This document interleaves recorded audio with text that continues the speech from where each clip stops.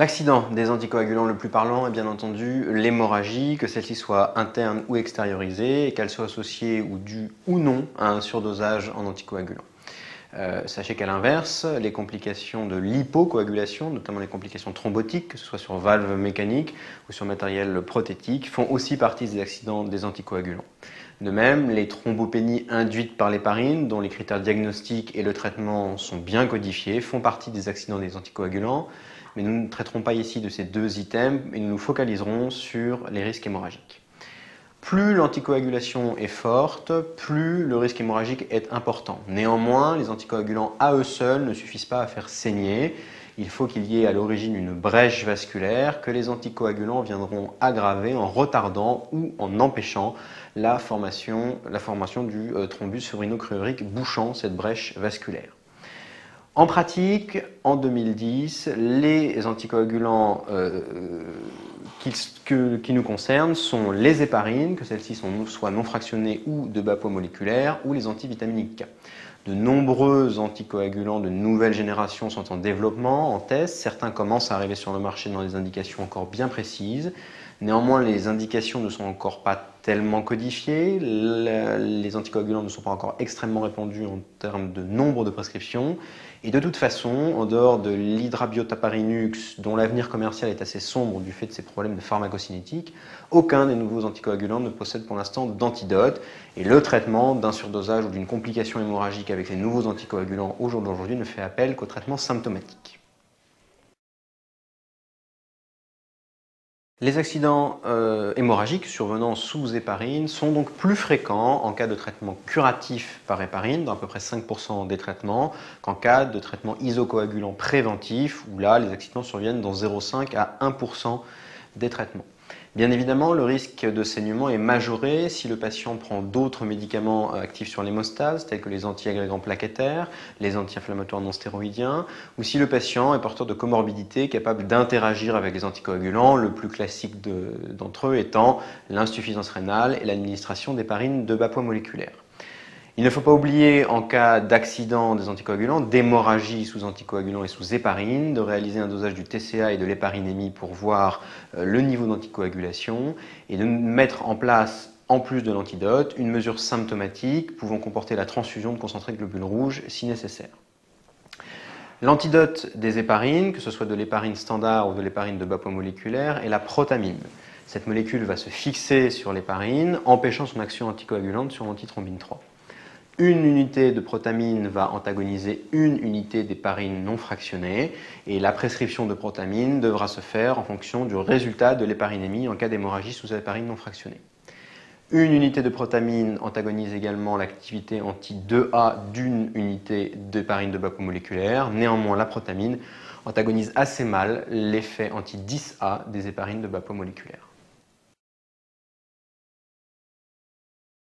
Les accidents hémorragiques sous antivitamine K sont extrêmement fréquents. 17 000 hospitalisations par an sont attribuées à des problèmes de saignement sous antivitamine K, dont 4 800 décès, soit une hétérogénie liée aux AVK, supérieure au nombre de tués sur les routes. Il est donc extrêmement important de savoir la prise en charge. Et l'HAS a d'ailleurs édicté des règles en 2008 qui font office de référence. Il convient donc de distinguer les surdosages asymptomatiques ou les hémorragies mineures, dont la prise en charge va être détaillée juste après, des hémorragies graves.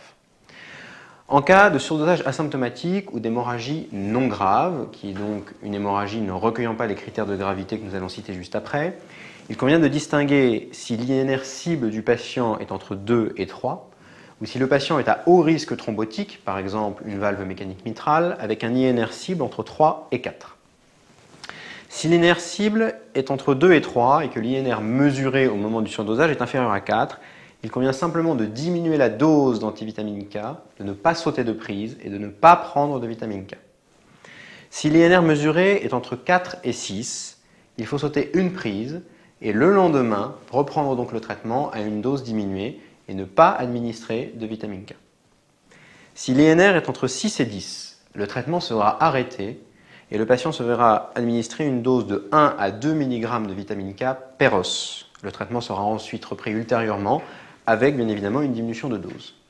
Et enfin, si l'INR est extrêmement élevé, supérieur à 10, le traitement est arrêté, La dose de vitamine K Péros administrée est alors de 5 mg et le traitement repris une fois que l'INR aura redescendu à une dose nettement diminuée.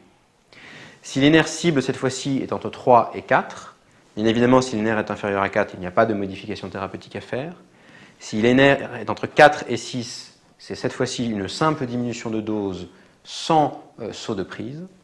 Si l'INR est entre 6 et 10, il y a saut d'une prise et un avis spécialisé est demandé pour savoir chez ces patients à haut risque thrombotique s'il est opportun d'administrer 1 à 2 mg de vitamine K Péros. Et enfin, si l'INR est supérieur à 10, il faut à ce moment-là prendre un avis spécialisé, voire hospitaliser le patient dans un milieu hématologique ou cardiologique pour gérer au mieux la balance bénéfice-risque entre surcoagulation et risque hémorragique et hypocoagulation et risque thrombotique, notamment sur les valves mitrales mécaniques. La dernière situation est la situation de l'hémorragie grave ou du traumatisme. L'hémorragie grave est définie par l'HAS par un certain nombre de critères et vous allez voir que la majorité finalement des hémorragies rentrent dans ce critère-là. Une hémorragie grave est définie comme une hémorragie extériorisée non contrôlable par les moyens usuels de compression ou de pansement. Par une hémorragie associée à une instabilité hémodynamique définie par une pression artérielle systolique inférieure à 90 mm de mercure ou inférieure de plus de 40 mm de mercure à la pression artérielle systolique habituelle, ou par une pression artérielle moyenne inférieure à 65.